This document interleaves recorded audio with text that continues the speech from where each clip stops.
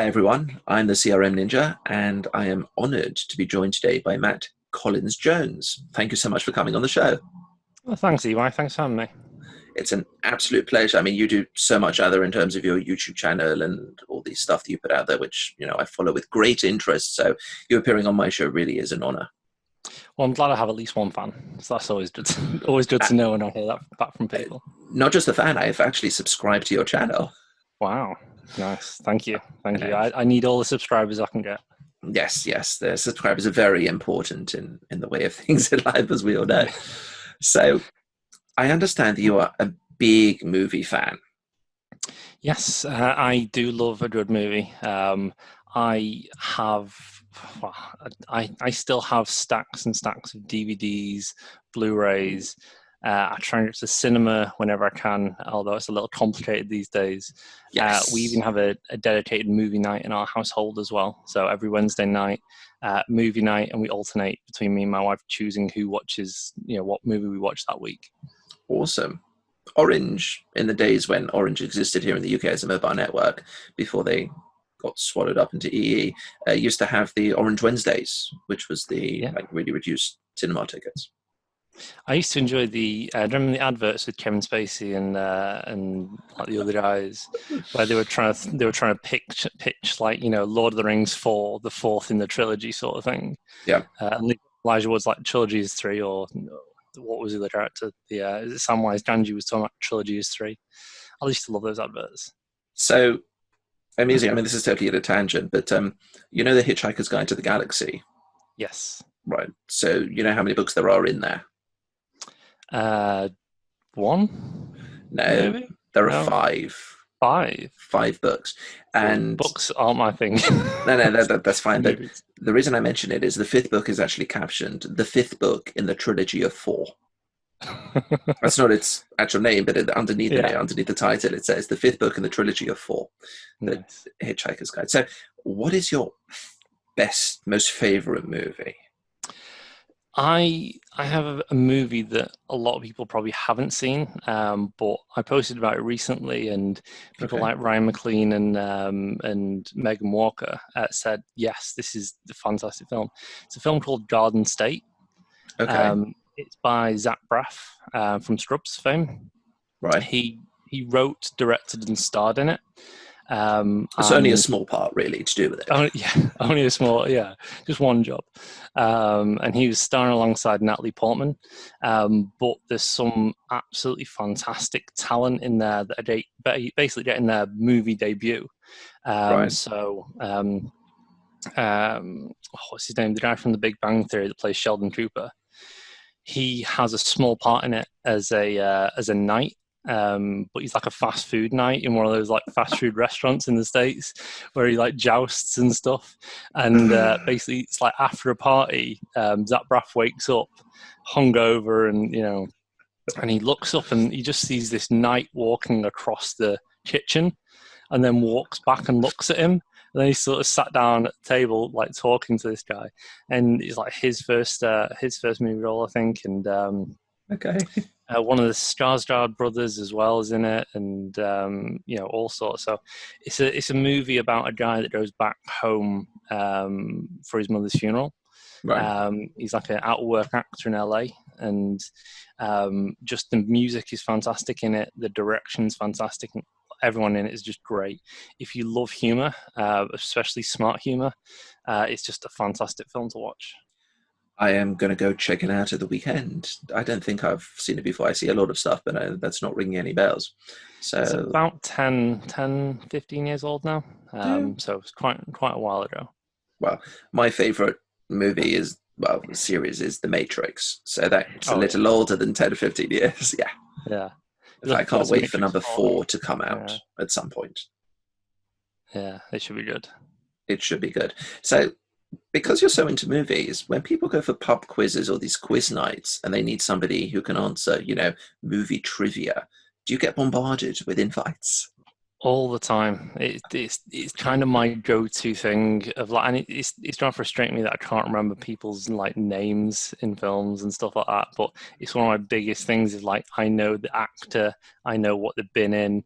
You know, my wife will turn to me and say, "Where do I know that person from?" I was like, "Well, they're in this film, this film, this film, this film." She's like, "Don't know any of those films." I'm like, "Okay, I can Have, keep going." have you ever thought about advertising this as a service? Do you know what? It's one of those things. I have the ability to remember the most inane facts, and most random facts, movie trivia, that sort of stuff. But ask me what I had for breakfast, and I won't be able to tell you. So I Got keep the it. important stuff up here. The important stuff. I mean, did you know, for instance, that a hummingbird flaps its wings on average 200 times a minute? I didn't, but now I do, and I'll never forget that. Like next time you see me, ask me Hummingbirds. how many. Ask me about hummingbirds, and I'll tell you. Incidentally, it's because it's flapped its wings so fast, it can actually fly backwards in the air. No other bird can fly backwards, but a hummingbird can properly hover and move backwards. And they built several helicopters and vertical takeoff aircraft on the principles of the hummingbird. Wow. Have you ever thought about joining a professional pub quiz team as well? Well, I'll I tell think you what, me and you we together. should team up together. Yeah, there we go. That's an idea. Let's do that. Brilliant. Yeah. Put it on the We cards, just need someone that guys. knows music now, and then we'll be sorted for the like trifecta. Chris Huntingford. Yeah, Chris Huntingford. yeah. Yes. Chris, we're coming for you. We're going to be the trilogy. And we need a fourth in the trilogy as well, like a pop culture person. We'll work on someone. Yeah, we'll sort that out. So, moving on from movies and random facts to your story, what do you have to share for the oops factor? So I want to tell the story of my first migration. It's not a children's book, but I will try and keep it as PC as we can because I think we've all been there with migrations, and especially with your first migration. Yeah, There are so many things to learn. There are so many problems, and there are so many things you'll never forget. Um, very true. I want to set the scene a little bit, and Ooh, I don't want to make excuses, but I want to explain the circumstances in which this happened. okay, So basically, I became a consultant, delivered a couple of projects, all good, and then I was moving on to another project. Now, at the time, my okay. project team was very small, so I didn't have another consultant on my team. It was I just had you. It's just me. I had a manager, and I also had a project manager. Okay. Um, let's put the project manager aside because most of these issues are technical, and we don't need to drag them down with us. But my manager was I love the doing way you put that. yeah. So it's a PM sort of slide and push that out a little bit. So my manager was a very busy man. He was off delivering like 17 million projects all simultaneously, Right. and he basically didn't have the time to show me how to do a migration. So I was like, okay, figure it out. So we were using a piece of software which is not it's a good piece of software, but it's not a well-known one. So it's not Kingsway Soft. It's Okay. not something where there's loads of resources around it and a load of documentation and stuff like that. So Yep. basically gone through the training, doing a migration. Okay, so go through the basics of it. Right, we need these entities. Great. And it was a migration from Dynamics to Dynamics. So you think it would be easy, field in one, What could field be in more another. simple? Exactly. So it should have been really straightforward. So And that this was your first migration, because this is my obviously, if you first came into this migration. a couple of years later, you would have thought, pardon dynamics or dynamics, what's going to trip me up? Yes. Right.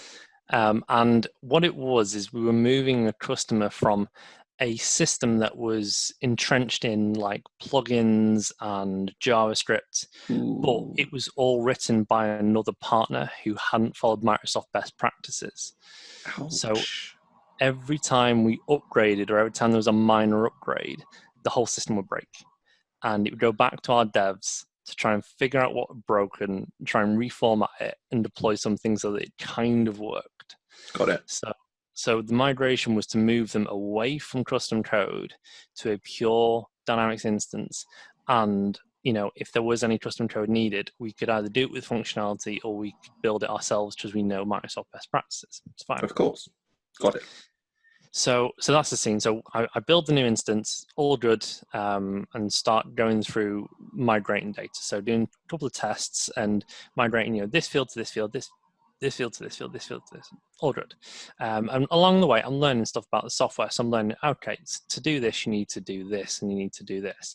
Right. There were a couple of instances where I just couldn't figure out how to do it. So transformation of data or looking up things in the target system, things that I just was not familiar with. So I would try and ask my boss, who was unavailable because he was on 17 million projects. Right. And then I would try and contact their support because we paid a license for the software and their support is actually really useful. However, they're based in the States. So I have a problem at 10, I have a problem at 10 o'clock in the morning, have to wait till 3 o'clock in the afternoon to get any sort of support. And then by that stage, I can get a couple of things done before the cycle continues. So these were all challenges. So this was slowing me down. So we kind of accepted that there would be an element of me training and learning this stuff, and that was all fine. Got it. But then you start to migrate data, and things start to work, and you think, oh, this is great. So move accounts, great. Move contacts, great. Link contacts to accounts, all fantastic. Okay. But then you start to get into those sort of more unusual entities. You start to get into your quotes. It's like, okay, put a quote in. Why is this quote in draft? It's like, why? I can't. I don't understand. So I update it and everything. I'm like, great, it's gone in. Why are there no quote products? Why do the quote products not go in? Yeah. Because the quote is not in draft anymore. Okay, so you then start to need an order. So you need a migration profile order. So you import accounts, then contacts, then opportunities, and then quotes. Okay, we got this.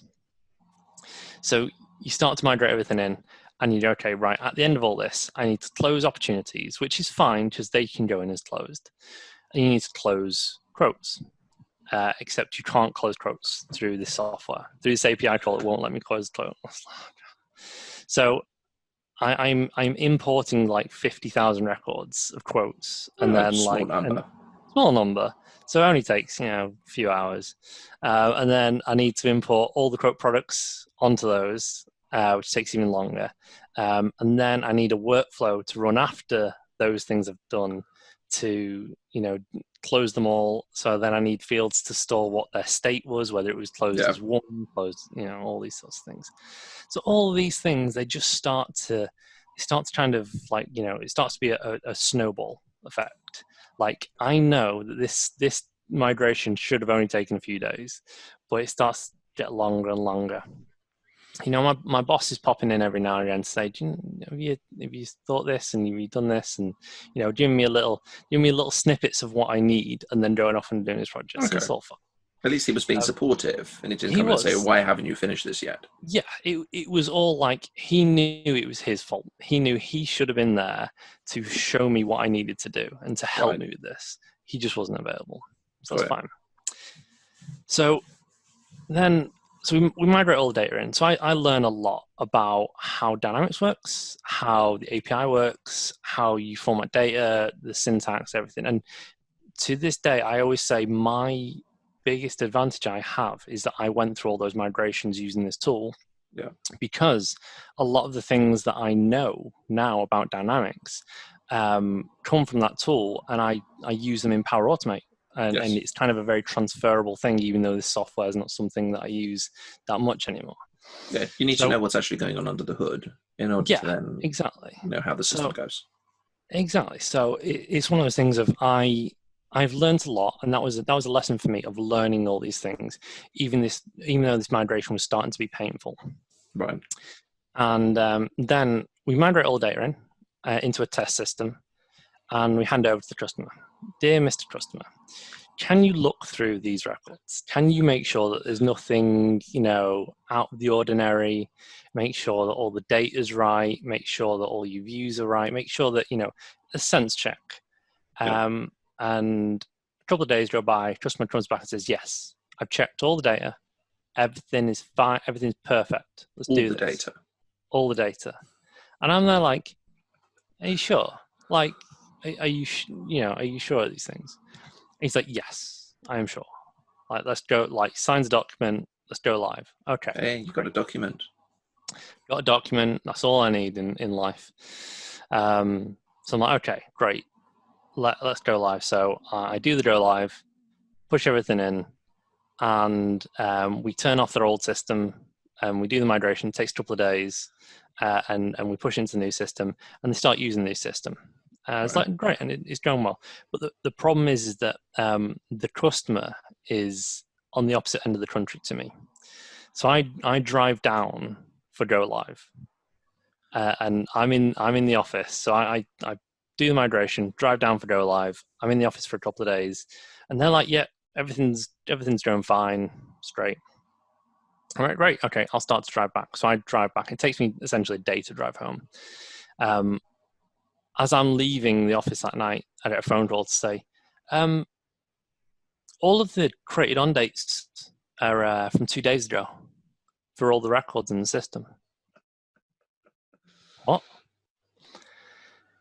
Yeah, and the opportunities, they're not linked to the correct quotes and all these things. I'm there like, I didn't change anything. Everything was the way in the test system as it is in the live system, and I can go back and reference the data and say, oh yeah, okay, I messed that up. Yeah. And there's things that we don't know when we do first migrations. Like there's a function called override created on date. Yes. And what that does is allows you to override the created on functionality of when you're putting a new record into the system. It doesn't give it today's date. It's something that you probably know.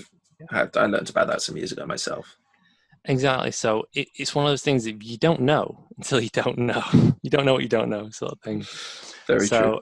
So I'm get this news, and I'm working on it in the hotel, but I'm having to drive back home the next day, and I spend all day driving. Then eventually I catch up with my boss, and everything's on fire because all the dates are wrong, which means all the opportunity forecasting is out and all these things. And in the end, we figured it all out. We sorted it all out. We made some custom fields to get them the data that they needed. We created some cool linking things with workflows and stuff. But it was a case of, when you have that feeling of failure, that you're so happy that the customer signed everything off, and you did this solo, so it's like, it's my first thing, and then when everything goes wrong, you're like, oh no. Yeah. So I took that one very personally, but since then I know that the things that I've learned by doing that have made me much better at who I am. So the tool using its own form of syntax for its formulas. It's very similar to things in Power Automate or Power Apps and Canvas apps in terms of formula. So, and I know stuff about how the entities are all put together. Like I know how those things stick, and those special things that they don't tell you about, things like quote products and opportunity products, that they're not real. They're very funny entities and stuff like that. They are very, very strange in some ways. Yeah. So all of those things I've learned over the last few years, and that one especially, it just stuck with me as in, this is something that kind of went wrong. It was my fault ultimately, but I wasn't given the best hand. Client signed it off. Yeah, exactly. So I dealt the hand I played the hand I was dealt, and I'm a much better consultant afterwards. And to this day, the customer still loves me. We still continue projects, and it's one of those things of not being afraid. Like even if things go wrong, if you fix it, if you own your mistakes, and if you learn from them and don't make them again, people don't mind. One of my biggest problems in life is understanding that it's okay to make mistakes. Yes, some people are just really afraid to fail. Yeah, but I'm a perfectionist. From that. Yeah, I'm a perfectionist. So you learn through the mistakes. You don't really learn through your successes, as strange as that sounds. No, no, no. I know exactly. Look, it's only through our failures that we can understand how we can get better at something. Because if we think we're doing really well and we just continue with it, we think we're doing really well and we may not be. It's when you fail Absolutely. and other people go, yeah, yeah, no, very, very true. So really, two lessons to learn out of that from the way that Yeah. I read this. Number one, vitally important to actually know the ins and outs and workings of the product, whatever you're working with, and to Yeah. test it out and to make sure the stuff goes and to know the edge cases and the exceptions. And number two, you know, to, as you say, own the mistake and, you know, keep on that, if something's gone wrong, admit to it, say you can handle it, you can deal with it, you can fix it and move forward. Absolutely. Just don't. I used to have an old boss, and he just said to me, "Never be afraid to tell me that you made a mistake. Just be afraid to hide it." Yeah. And that's the way I live. Is like if I make a mistake, I tell people, I admit to it, move on. And if Yeah. people can't accept that, then I don't need those people. And most people do, so that's Yeah. fine. Very true. Well, thank you so much for your time and sharing the story. Really appreciate it. Well, thank you for inviting me on. Absolute pleasure. Now, you were nominated to come on the show. So now I have to ask you, who would you like to nominate to appear and hear their story? So it's someone that I've seen in the community for quite a while, Okay. and someone that we both, I think, met for the first time recently. So I was Okay. thinking of Clarissa Dillingham. So Clarissa, yes. yeah, so I thought she's big into the SharePoint space. She's currently learning things about CDS and stuff like that.